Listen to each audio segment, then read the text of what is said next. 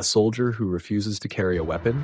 In the heat of World War II, one man stood firm in his beliefs, only to become one of the most legendary heroes in military history.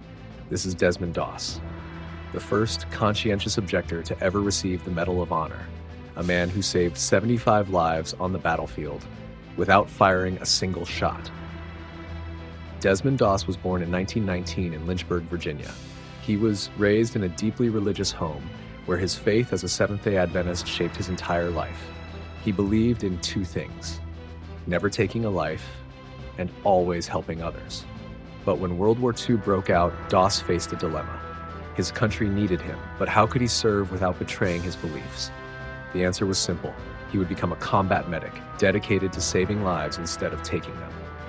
However, joining the army wouldn't be the biggest battle Desmond would face.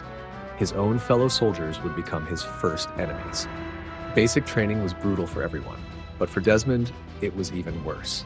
He refused to touch a rifle, refused to train on weapons, and even refused to work on Saturdays due to his faith.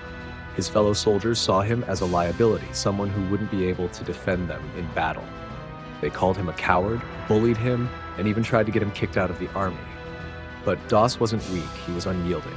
He stood his ground, telling his commanding officers, "I'll go into battle, but I'll do it my way."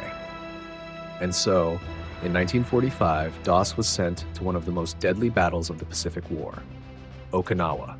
The island of Okinawa was a nightmare. Japanese forces were dug in deep, and they fought to the last man. The U.S. troops had to climb a sheer cliff face, Hacksaw Ridge, before charging straight into enemy fire. It was a bloodbath. Machine guns shredded through American soldiers. Mortars obliterated entire squads. Bodies littered the battlefield. The order came to retreat, but one man refused to leave. Desmond Doss stayed behind, completely alone, to do what he did best: save lives. Under constant fire, Doss dragged the injured to the edge of the ridge, tied them with ropes, and lowered them down, one by one. For 12 straight hours he worked, dodging bullets, risking his life again and again. And with each soldier he saved, he whispered a prayer: "Lord, help me get one more." By morning, Desmond Doss had saved 75 men who once called him a coward now owed him their lives. For his unbelievable courage, Desmond Doss became the first conscientious objector in U.S. history to receive the Medal of Honor. Even President Truman himself told him, "You are the bravest man I have ever met."